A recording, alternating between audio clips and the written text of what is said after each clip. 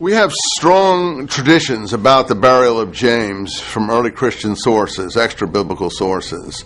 The first is by a Jewish Christian writer, someone who converted to Christianity in the 2nd century, who probably was already a mature person 50 years after the events in question. Second part of the 2nd century, his name is Hegesippus.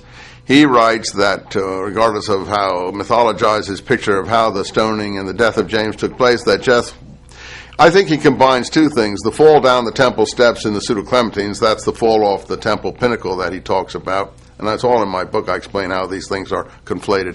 That's what takes the time in my book. The fall off the temple pinnacle, and then the hitting with the washerman's club to bash out his brains. That was the coup de grace given in all stonings. You always gave a coup de grace. So he was stoned down in the Kedron Valley below the pinnacle of the temple, and Hegesippus said he was buried where he was stoned. And a marker was put up there that is still there to this day. So he was buried. He was not laid out in a rock tomb, according to that report.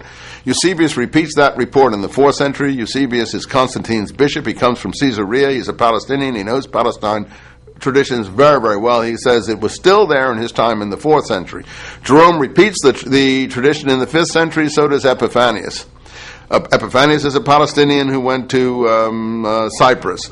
Jerome was a Roman who came to Palestine and spent his whole life in Jerusalem and Bethlehem compiling his version of the Latin Vulgate. He knew a lot of things, and he says that the burial marker in James's burial place was still there in the 5th century. So how does this record with there being an ossuary with 1st century Aramaic writing on it?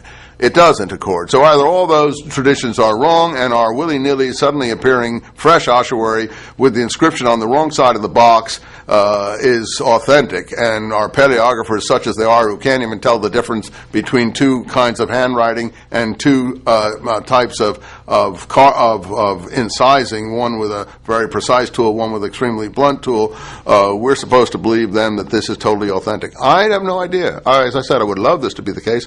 I personally would rather I was always looking for the burial place of James. I wanted to take a bulldozer and bulldoze the whole area up underneath the pinnacle of the temple ages ago to find James's burial place and this marker. But I never thought we would come upon an ossuary, and that makes me worried. The whole thing worries me because of these things. I guess if you know, I don't want to say I know too much. I think I know more than most. If you know too much, you worry more. If you know nothing, you don't worry at all. That's the problem. We've got a lot of people who never even heard of James before, so they're like in cloud cuckoo land. They're loving it, and that's good. But finally, look, it's all good for all of us, because if the people would come at this and get interested in James, then we all win. Because James is the most underrated, most marginalized character, and here he is suddenly on the front burner. Let's go and get interested in James. Let's not just use the thing to prove the existence of Jesus. If this turns out to be an authentic ossuary, all the more, all of the better. But in the meantime, we've learned about a whole picture of the forgotten history of the church. We've challenged ourselves, we've extended ourselves, and people who are intelligent thinking people in the modern world are tired of just being fed pablum. They want to be extended. And everyone wants their life to be rich. They don't want to live a donut life. They want to think, hey, I can learn something in my life. It's not all pat, I'm going to learn in a catechism class. Let me be an intellectually modern person. That's been the problem of religion for modern people. It's only been relegated to unthinking people. And thinking people said, oh, I'm not religious. We all need to be religious, and this will allow us to get our teeth into a challenging problem. I hope that they do get into the James problem. But let's not just go around, did Jesus exist or didn't he exist? That's not the whole ball of wax. Assume for a moment that it is the real thing. Yeah. Then you've got it. Then you're bingo. All the things they want to prove are proven. Meaning what? They want to prove the fact that they have a contemporary witness of Jesus from the 1st century. If this is authentic, they're home free. That's all. Again, what these people have decided, whoever are involved in this, and I don't know if it's nefarious or it's just accidental. Sometimes these things happen and have an accidental momentum to them. But the way it appeared seems to me odd.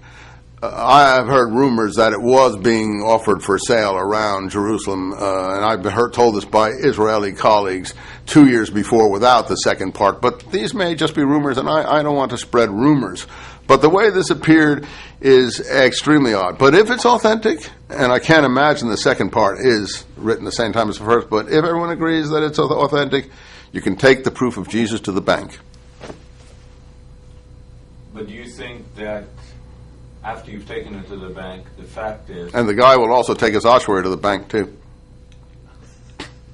But after all that's done, do you think that one of the implications of this find would be that whether we want to or not, we will have found James, and therefore start... Well, yeah, that's the thing. Start an unexpected... I think that the people who have begun to support this in religious circles, and I don't want to name any people, but that was the original thing, was, oh, we've got it now. This is what we've been looking for millennia. This is not the find of the century, you know. This is the find of the millennium. Not the find of the century. You know, this is the greatest archaeological find of the last 1,000 years, if this is authentic. And, because then they'll show this relic more than the Turin Shroud, more than any other relic they have, because it's actually got Jesus' name written on it from the first century. This is the find of the millennium. And this young chap, this Israeli collector, maybe is a kind word, this Israeli collector who seems to say that he first got it when he was like Jesus teaching the Pharisees in the temple at 13, that he bought this object when he was below the age of I don't know what, of majority anyway, since he says he bought it 25 years ago and he doesn't look much more than 40, so I don't know what age he could have been when he bought this, supposedly. In any case, this will be the find of, this will be everything. Sorry, tell me again that this is like, if this is it, it's bigger than Turin. If this is authentic, not a double inscription, not a second inscription added later, then it's bigger than the Turin Shroud. It's bigger than any relic they will have. I think what the people have done who are supporting this, whoever's behind it, they're willing to throw the towel in on James the brother. They'll accept James the brother now, which they didn't accept before. Before it was always, when I wrote my book, he's not a brother, he's a milk brother, he's a cousin, he's a half brother. No, Jesus didn't have any brothers. Okay, that battle's lost. Give them the brother. We want the Jesus. We want the Jesus.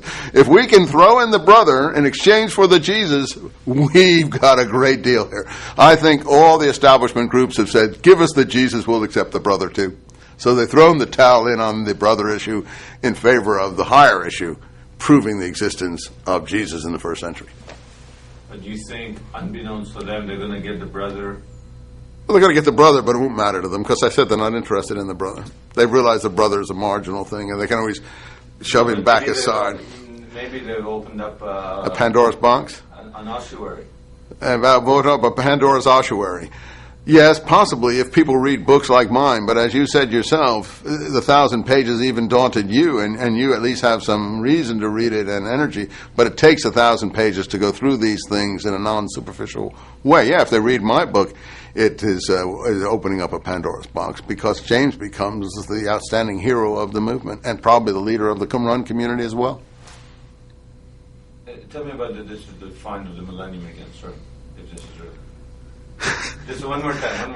Am I giving you some good stuff here? Yeah, I was on a wide shot. Just go. If this is real? If this is real, then sure, this is the find of the millennium, maybe the 2 millennias, because this is an artifact that overarches all the artifacts. This is not someone's tongue, ear, finger, head, ankle, whatever, vertebrae. This is an inscription saying Jesus existed in the first century. That's why the 63 paleographic data is so important. And they knew him, and they cared about him, and he was important enough at that time to sign his name to the ossuary next to his unimportant brother. My point was always that, the brother was important in the first century, and he didn't need the extra part to tell us who he was, and people wouldn't have thought of putting it. People wouldn't have thought of putting, because Jesus wasn't so important in the first century to those people in Palestine. Jesus became important as the documents were written that made and magnified his importance into the super superstar, the demigod, the God the man God that we now all recognize as the savior of the whole human race. But that didn't happen in the first century. The documents propelled that process forward. But surely James, the tzaddik, Yaakov tzaddik, Right. thought that his brother was Mashiach. I have no idea the relation. See, I don't know exactly who the brother was by that point. I go in my book about the four brothers. We know there were that Cleophas and Mary. If Joseph is the Hebrew name for Cleophas, okay, it's possible. That Cleophas and Mary, or that other character listed in the gospel lists, James, the son of, what's his name? Alphaeus, which is probably a garbling of Cleophas, had four sons. They had James, Simon, Jude, and Joses. I say we know who Simon is. I can document Simon. Simon is Simon Bar Cleophas, who's said to be the nephew. He's actually the second brother. He's the second successor to James in the early church. The third, Jude, is Jesus' twin. He's Judas Thomas, Judas the twin, also called Thaddeus in gospel lists, also called Lebbaeus, seems to have evangelized northern Syria and Iraq. And this person, I think, was beheaded at some point.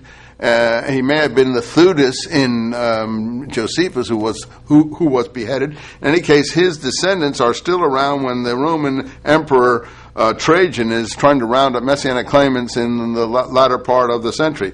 The fourth brother, Joses, we don't know. Who's the fourth brother, Joses? That's just Jesus himself before Jesus became, distinguished from his brothers in the process of as I said, as the fathers became uncles, brothers became cousins, mothers turned into their own sisters, and Jesus turned into his own brother. Joses is the same person as Jesus. We don't have any information about that. Is the fourth brother. Now, that fourth brother, Joses, I don't know much about him. And he may have been executed very, very, very early on, and he may have been seen as this messianic individual executed in a very nasty way. I've covered all this in my book, but I don't know much more about Jesus than that, because the documents that we have, I don't think have been written in the interest of the Pax Romanum, Hellenized, Romanized, pacified. Now, there's a tradition.